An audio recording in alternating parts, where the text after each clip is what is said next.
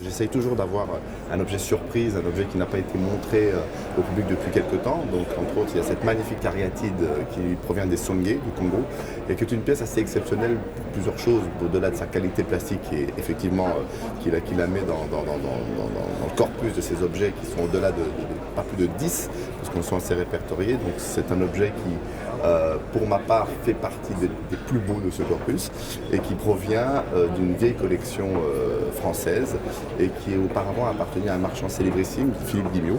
Et donc ce sont des objets assez incroyables parce que pour quelques fois et quelques rares fois, on arrive à déterminer une réelle main de maître dans la sculpture africaine, ce qui est comme très rare. Vous savez que les objets sont anonymes.